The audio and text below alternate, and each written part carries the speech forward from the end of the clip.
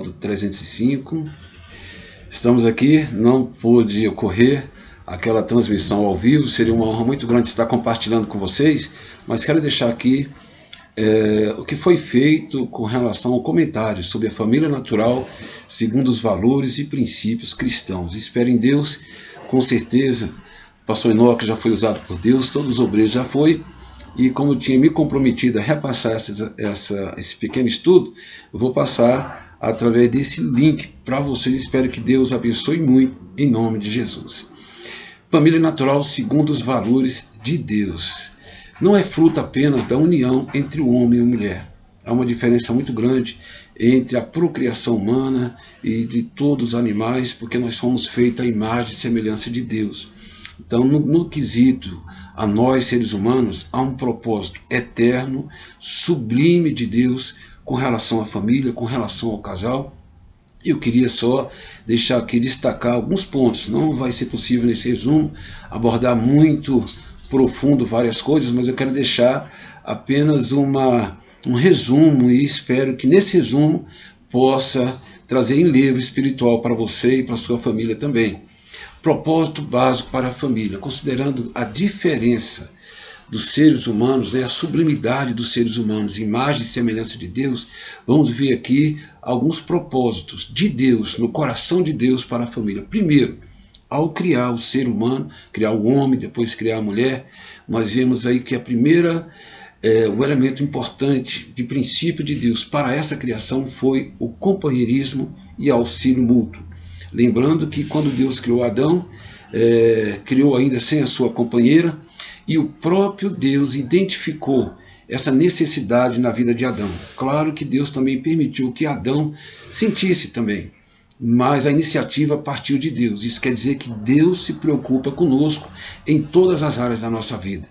Primeiro, que nós vamos ver o propósito básico do companheirismo. Quando Deus resolveu criar Eva, a Bíblia diz que far-lhe-ei uma adjutora.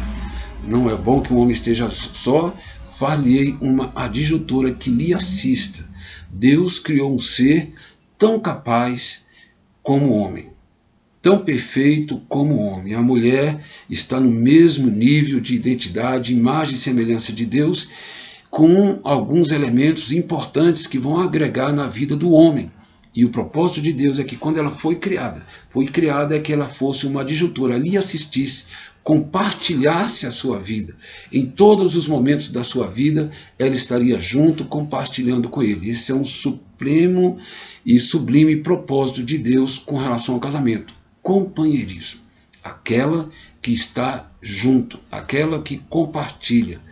O homem deixará o pai e mãe e se dedicará à sua vida conjunta com a sua mulher.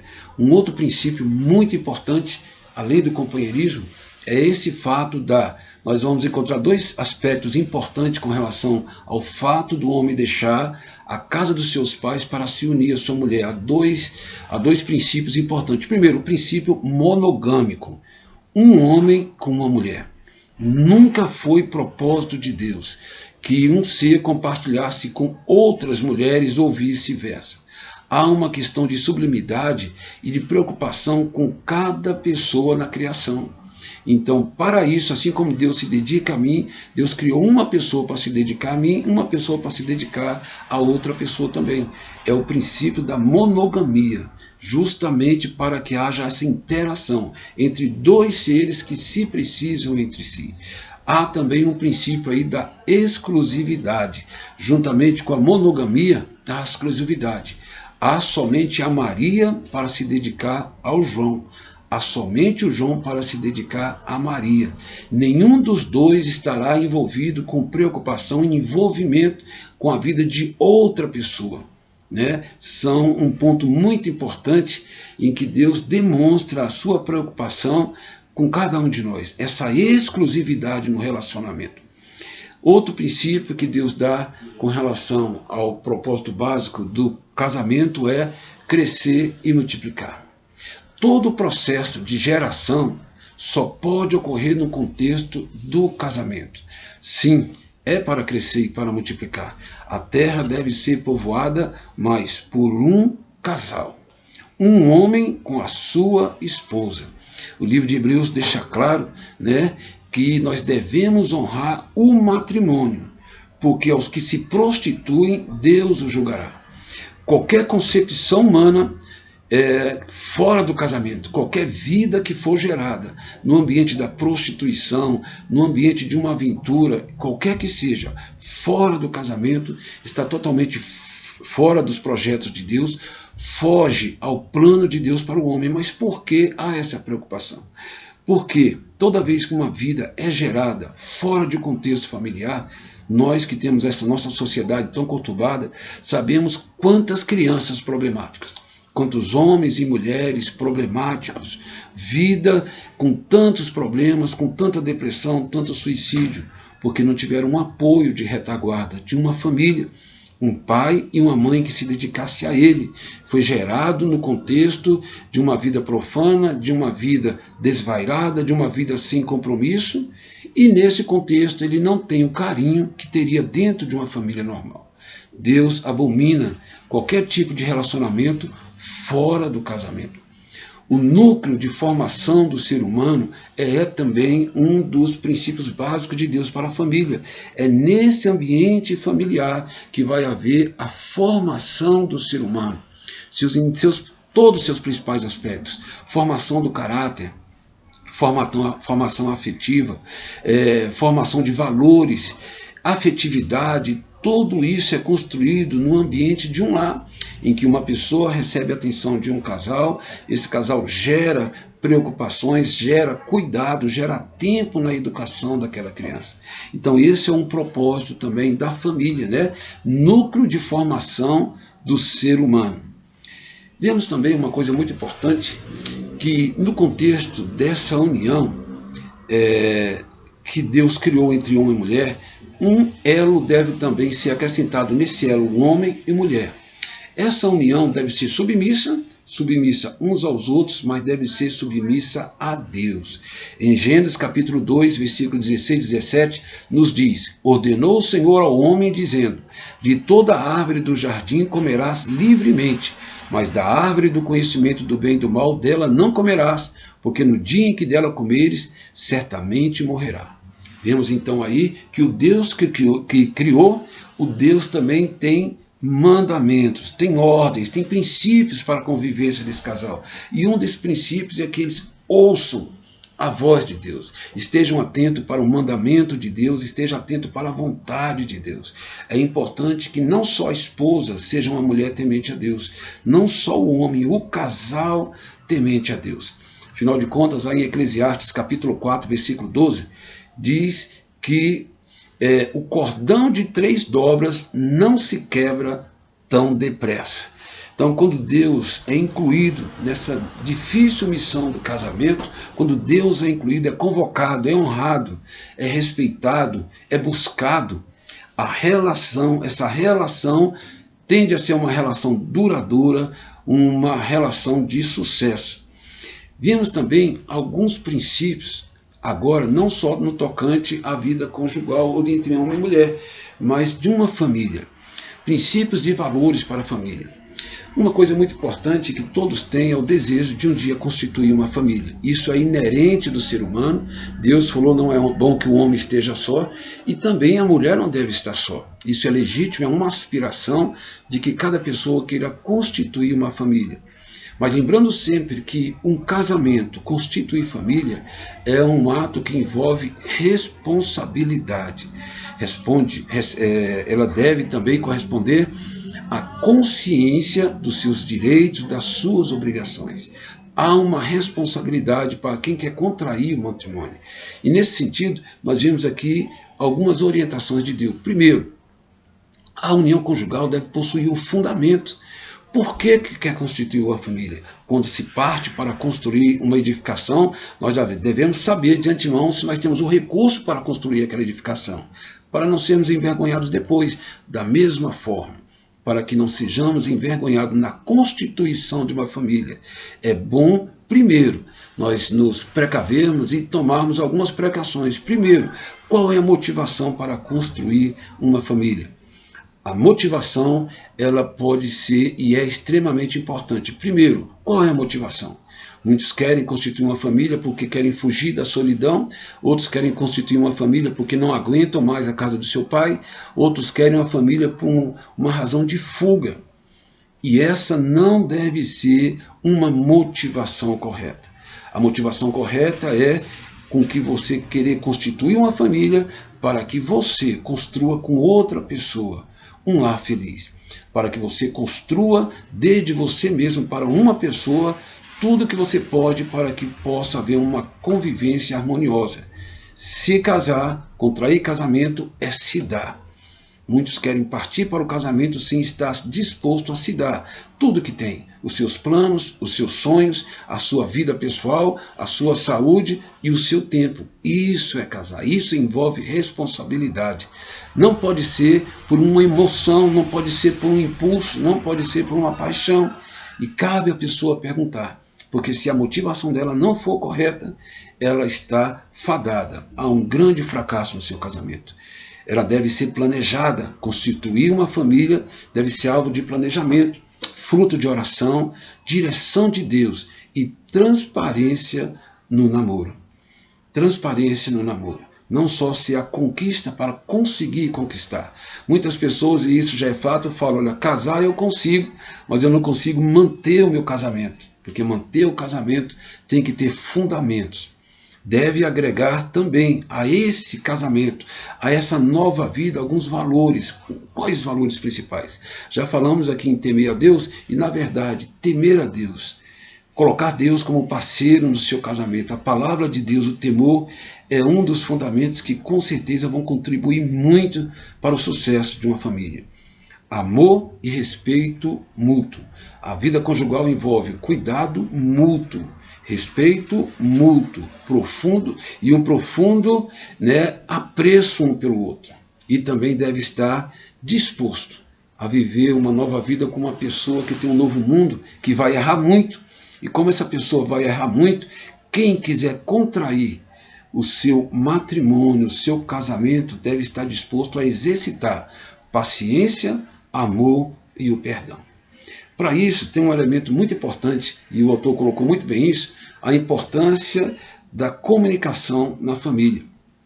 O homem é um ser social, diferente de todos os animais, ele tem a expressão da comunicação, a expressão verbal. Isso não quer dizer que uma pessoa que seja muda não possa se casar. Ele vai se comunicar. A comunicação é indispensável num relacionamento. Por ela, os homens transmitem, exprimem ideias, sentimentos, medos, sonhos, decepção e tantos outros sentimentos, e isso através da comunicação.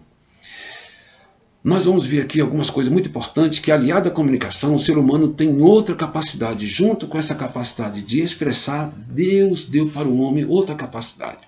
Capacidade de amar, capacidade de exercitar virtudes como ouvir, saber perdoar, saber compreender, discernir o momento que estão passando, aliado com a comunicação, esses elementos que Deus nos deu, que devem formar o nosso caráter, devem somar para que nós tragamos para dentro do nosso casamento. E dentro do contexto da comunicação, Paulo diz como deve ser a comunicação dentro de uma família, como uma família deve se comunicar, que nível de comunicação deve haver entre nós. Para isso, Paulo nos informa em Efésios capítulo 6, versículo 26 a 32, o seguinte: não deis lugar à ira. Não deis lugar à ira. Não se ponha o sol sobre a vossa ira. Aquele que furtava, não furte mais, antes trabalha, fazendo com a mão o que é bom, para que tenha o que repartir com o que tiver necessidade. Não saia da vossa boca nenhuma palavra torpe, mas só a que for boa para promover a edificação, para que dê graça aos que o ouvem. E não entristeçais o Espírito Santo de Deus, nos quais estáis selados para o dia da redenção. Toda amargura, ira, cólera, gritaria, blasfêmia e toda malícia sejam tiradas dentro de vós. Antes, sede uns para com os outros benignos, misericordiosos, perdoando-vos uns aos outros, como também Deus vos perdoou.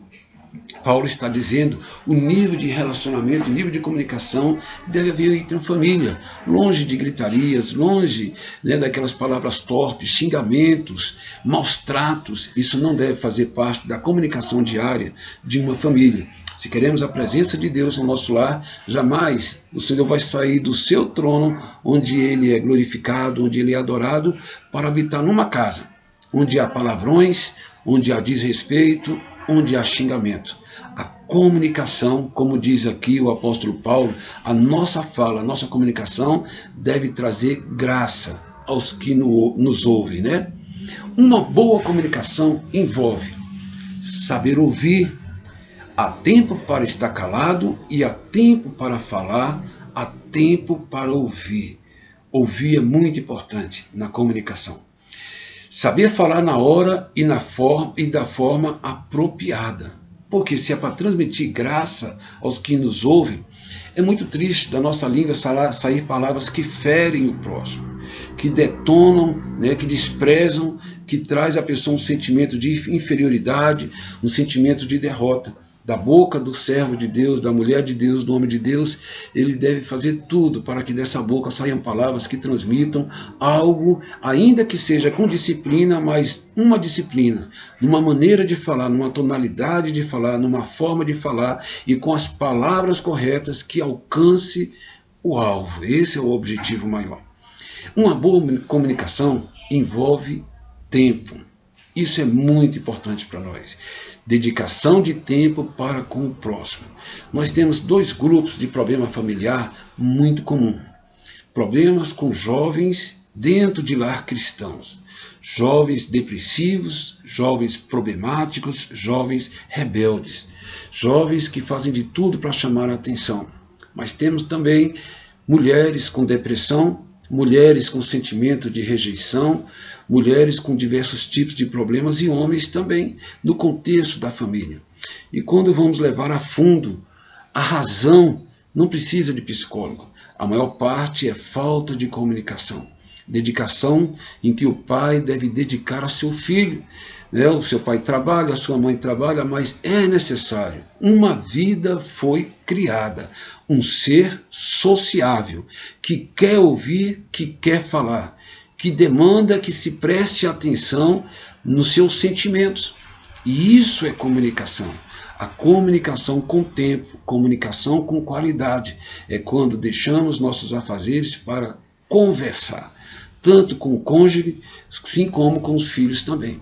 A falta dessa comunicação tem trazido muita tristeza. Relacionamentos frios, relacionamentos problemáticos, tudo porque as pessoas, na verdade, estão gemendo e clamando. Eu quero alguém que me ouça, eu quero alguém que me compreenda, eu quero alguém que me aconselhe. Nesse contexto, nós passamos agora um segundo momento muito importante sobre a vida íntima do casal.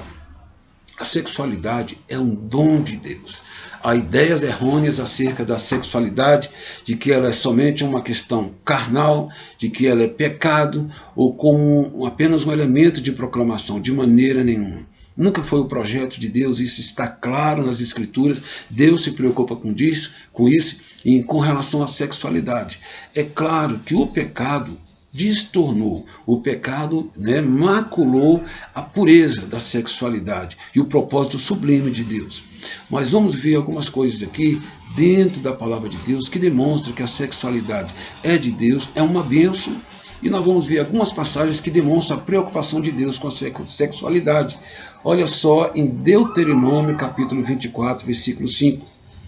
Olha o que Deus diz: quando um homem for recém-casado, não deverá ir para a guerra, nem será requisitado para qualquer compromisso público. Ele poderá ficar em casa de licença por 1 ano, livre para fazer feliz a mulher com que se casou. Olha a preocupação de Deus, em que está guerra, está dificuldades para um país, mas um casal está se casando dentro de um projeto sublime de Deus. O Senhor quer que ele usufrua, junto com a sua esposa, as alegrias do seu casamento. As alegrias do seu casamento. Eclesiastes capítulo 9, versículo 9 diz: seja bendito Provérbios 5,18 diz: seja bendito o teu manancial e regozija-te na mulher da tua mocidade. Eclesiastes 9,9 diz: desfruta a vida com a mulher amada em todos os dias da sua vida. Estamos vendo então a preocupação de Deus com essa área.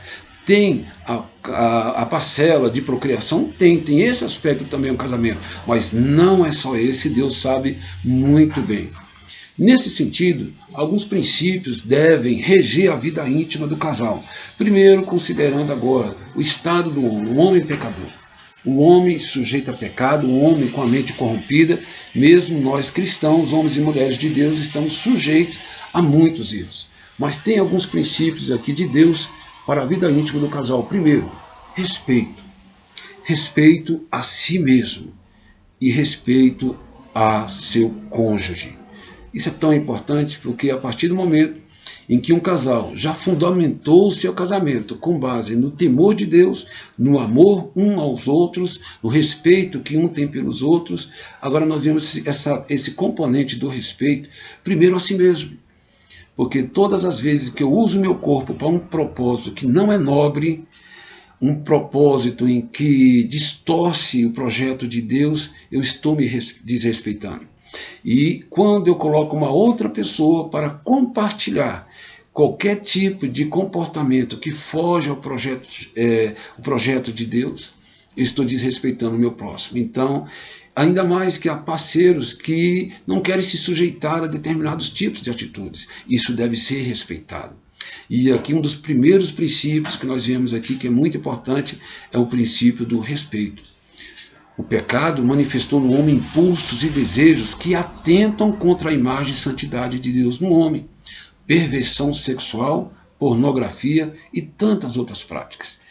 É uma necessidade, é um mandamento de Deus que o leito tem que ser sem mácula. O leito tem que ser sem mácula. Um leito, práticas em que o Senhor aprovaria. Isso é muito importante na consciência do casal. O sexo não deve ser usado como instrumento de manipulação e chantagem. Deve-se respeitar as necessidades do outro, porque a partir do casamento, um corpo pertence ao outro. Isso é muito importante. Isso envolve a responsabilidade do casamento, em que muitos não querem entrar nesse mérito. Muitos pensam que a responsabilidade só envolve criar os filhos, só envolve colocar a alimentação em casa. Não. Casamento é um universo, é um conjunto de coisas. E Paulo ele fala uma coisa extremamente importante com relação à vida íntima do casal, no tocante respeitar a necessidade dos outros. Olha o que Paulo diz em 1 Coríntios, capítulo 7, versículo 5. Não vos defraudeis um ao outro, senão por consentimento mútuo, por algum tempo, para vos aplicardes a oração. E depois ajuntai-vos outra vez, para que Satanás vos não tente pela vossa incontinência. É muito importante para nós atentarmos o que Deus acha dessa situação. Quando um homem, quando uma mulher não está atento à necessidade do seu cônjuge, ele está defraudando. E Paulo diz, não defraudeis. Quando nós vamos olhar na essência da palavra defraudar, defraudar quer dizer enganar, extorquir e roubar. Quando uma das partes assumiu se casar, assumiu o compromisso do casamento, mas nesse particular da sua vida da sexualidade, não sente mais desejo, por um motivo ou por outro não tem vontade, mas se esquece que casou com uma pessoa que pode ter essa necessidade. Com mais frequência ou menor frequência, mas tem essa necessidade. A partir do momento em que uma pessoa se nega a dar para o outro, a cumprir essa necessidade, ele está roubando. E se nós vemos nos mandamentos de Deus, aquele que rouba não tem parte no mandamento de Deus. Pedro também deixa claro que muitas orações não são respondidas por causa do componente da relação do casal. Homens que praticam isso com suas esposas e esposas que praticam isso com seus maridos, não atentando para as suas necessidades. Mas na frente nós vamos ver uma questão muito importante que está no contexto da comunicação. A vida íntima deve ser alvo de imprescindível comunicação. Se há dificuldades Se há dificuldades para atender o outro neste particular, a comunicação deve fazer parte. Infelizmente, em muitos casos acontece que a esposa diz que não quer mais, ou o marido diz que não está mais interessado nessa área, e não há comunicação, não há uma recíproca para dizer o porquê, se há um tratamento, o que é que pode ser feito. E a outra parte tem que tentar se manter pura diante de Deus, tendo a sua companheira, tendo o seu companheiro ao seu lado, que lhe está roubando. É muito importante esse componente. Enfrentando as tensões do casamento.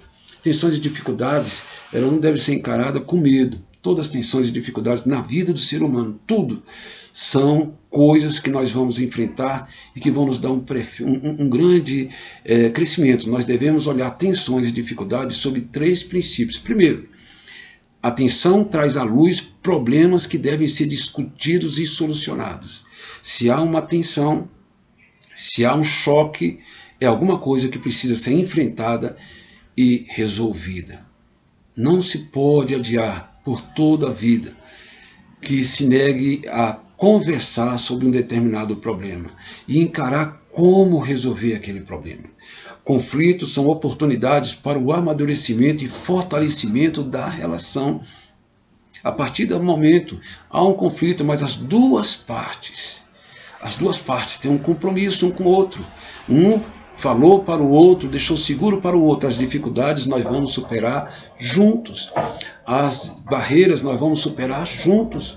E quando surgem essas barreiras, em que os dois participam na solução desse problema, há um crescimento muito grande. Há uma sensação muito grande de crescimento, e isso com certeza vai ser uma bênção muito grande para o casal. Muitos conflitos são decorrentes de problemas não discutidos no namoro. Namoro é fase de conquista. Namoro é aquela fase em que a pessoa está muito envolvida e tem um medo muito grande, às vezes insegurança de perder. E por isso, no namoro, é muito comum se mascarar problemas. É muito comum não ver, não procurar enxergar os problemas. Projeta tudo para o casamento e quando isso é aflorado, muitas vezes a solução vai ser muito difícil. Muitas vezes uma parte se diz decepcionada com outra, mas na verdade o problema já havia sido visto, não quiseram conversar, não quiseram resolver, jogaram para o casamento, onde muitas vezes o ambiente é mais difícil. Mas irmãos, Deus é Deus de misericórdia e nós também devemos ser misericordiosos. Se erramos no namoro, agora já estamos casados, vamos tentar consertar, vamos tentar ajustar e afinar os nossos problemas. Vemos aqui alguns desafios específicos enfrentados pela família. Um grande desafio enfrentado e um componente muito forte. Inclusive, muitos divórcios acontecem por causa desse componente, que é o componente financeiro. Componente em que há dificuldades de saldar contas, há dificuldades em se pagar aluguel, há dificuldades em colocar em casa um mantimento, tem sido um problema muito sério e alvo e objeto de divórcio de muitos casais. Para que isso seja evitado, é muito importante alguns conselhos que a revista coloca, que nós devemos colocar em prática, nós somos servos de Deus. Primeiro, planejamento conjunto. Casamento, tudo é definido em conjunto. As duas partes devem estar envolvidas para o sucesso do casamento e da família. Os dois devem planejar. Primeiro, evitar precipitação nos gastos que gerem dívidas que saem do controle.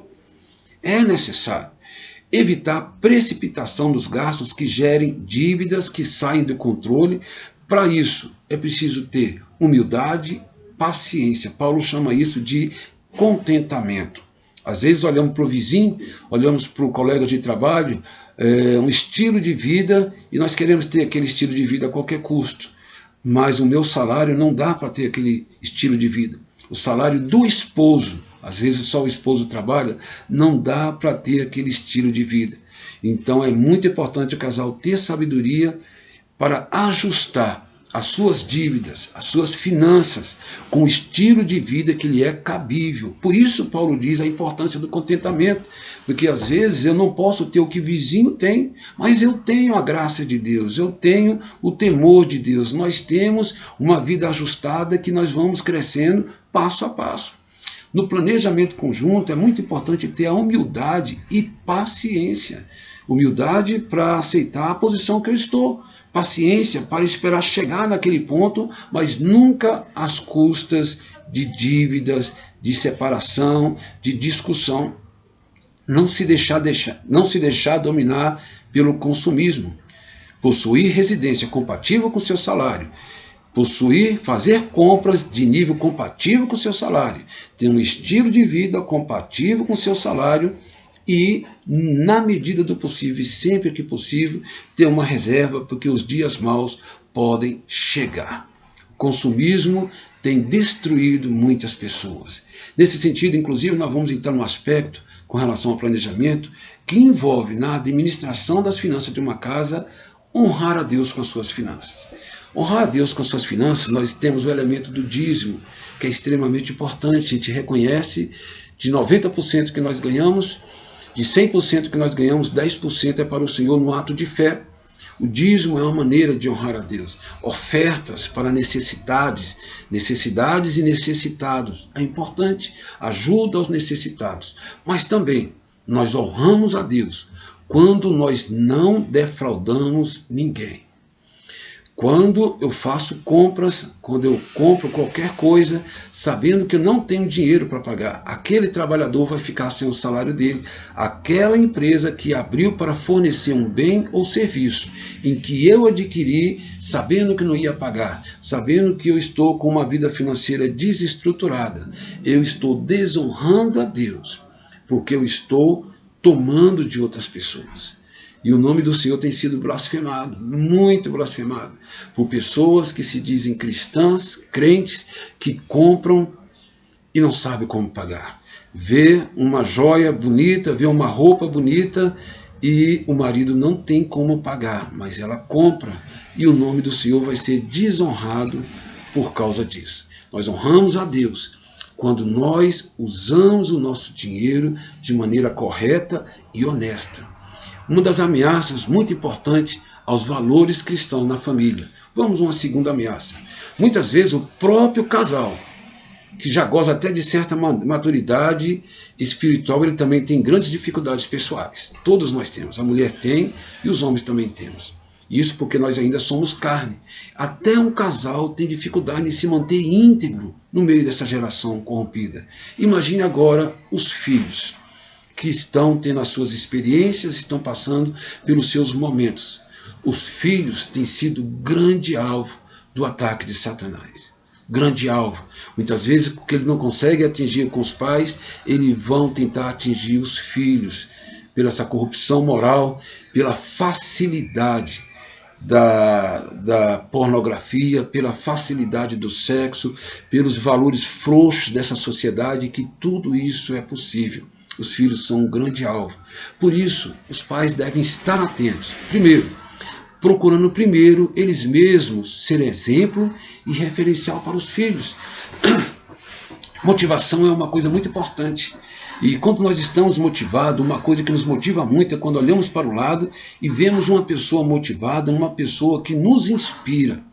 E se tem alguém que tem que inspirar os filhos, não são os pastores, que ainda que seja uma bênção, tem que ser os pais.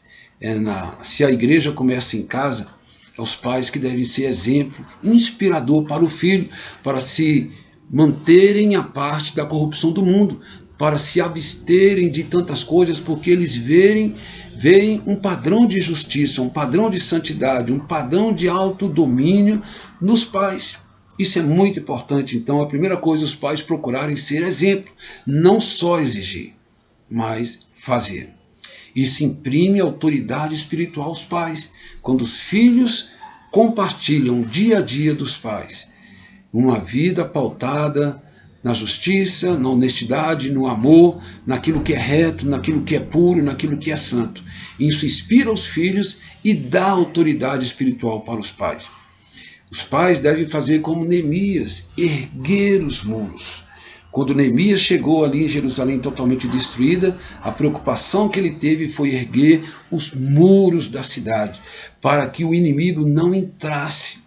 Nós erguemos os nossos muros quando não permitimos que na nossa casa, no nosso comportamento, nas nossas atitudes, não entrem a mentira, não entre a pornografia, não entre o engano, não é qualquer programa de TV que entra na minha casa, não é qualquer amigo ou pretenso amigo que entra na minha casa. Tudo na minha casa há uma barreira para proteger o erro, para que eu possa dizer com toda autoridade, eu e a minha casa servimos o Senhor está na minha casa. Muros como mídias sociais, os pais devem estar atentos quais são as mídias que seus filhos estão tendo acesso. Programas de TV, selecione quais são os programas de TV que pode passar na sua casa. O pai tem que ter essa autoridade. Internet deve ser supervisionada.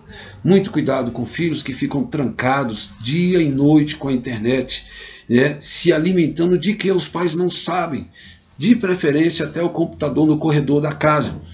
E vai chegar num momento que não precisa, os filhos vão estar tão cientes da sua responsabilidade que não precisam mais de monitoramento, eles têm maturidade espiritual que os pais geraram quando supervisionaram, quando rejeitaram certos acessos na sua casa. Não basta somente criar os muros, deve haver ensino. Junto com os muros deve haver ensino da palavra, exemplos da palavra, testemunho da palavra. Ensina teu filho o caminho que deve andar. Quando ele crescer, ele não vai desviar dele. Ele foi inculcado, assentado, levantado, andando, caminhando, foi inculcado na mente desse filho a palavra de Deus. A preocupação dos pais em criar um ambiente em que atrai a presença de Deus também vai atrair as bênçãos de Deus para aquelas famílias. A família que tem a preocupação em resguardar o seu lar, em que os filhos participem desse ambiente santo, as bênçãos vêm.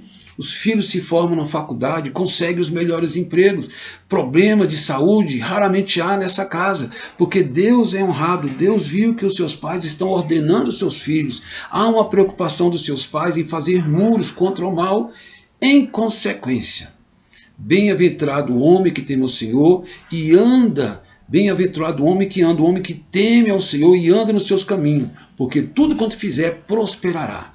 Tudo lhe dará bem. Seus filhos serão uma bênção, serão formados na faculdade, seus filhos terão saúde, a sua esposa terá saúde. Os seus filhos sendo uma bênção, eles vão ser uma bênção para a sociedade. A sociedade vai se beneficiar de uma família que honra e teme a Deus, porque elas vão ter homens bons. Há um provérbio que diz que o povo se alegra com o governo do justo, com dos maus ele foge. Imagine, de famílias cristãs que temem a Deus, vão sair filhos treinados como Daniel para ser os nossos líderes na sociedade. Isso é muito importante, isso é fruto da bênção de Deus sobre a família. Eles vão ser abençoados, vão ter os melhores empregos, vão ser famílias abençoadas porque eles vão passar para as gerações seguintes a criação que receberam dos seus pais. O governo do nosso país e das nações terão um homem justo. Provérbios 11:10 diz, com a prosperidade dos justos, toda a cidade fica feliz. Mas quando é o ímpio, eles perecem, não tem música e não tem alegria no ar. Provérbios 28:12, quando os justos triunfam, há grande glória. Quando os ímpios tomam o poder, o povo corre em busca de um lugar para se esconder. Nesse sentido, irmão, nós queremos finalizar, porque são muitas informações, só queria finalizar a importância da família na igreja, ou a importância da igreja para a família. A igreja se coloca como um grande instrumento de apoio às famílias, considerando seus vários aspectos, idealizados pelo próprio Deus. Olha só como a igreja é uma grande bênção. Primeiro, ela promove o crescimento espiritual e ministerial, graças ao ministério de ensino na casa de Deus.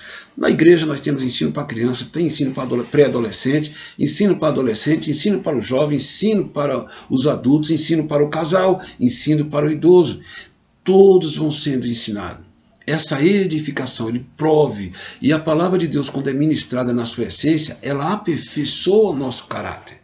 Isso é muito importante. E é na igreja, a Bíblia diz em Efésios capítulo 4, e ele deu um para mestres, outro para doutores, outro para pastores, evangelistas. Então Deus tem essas pessoas que visando o aperfeiçoamento dos santos. A igreja, então, ela promove esse crescimento. A igreja, ela promove aconchego. Isso é muito importante, nós somos seres sociais. E muitas vezes no mundo está difícil, né? Certa convivência com certas pessoas, não que elas são piores, mas muitas vezes não temem a Deus.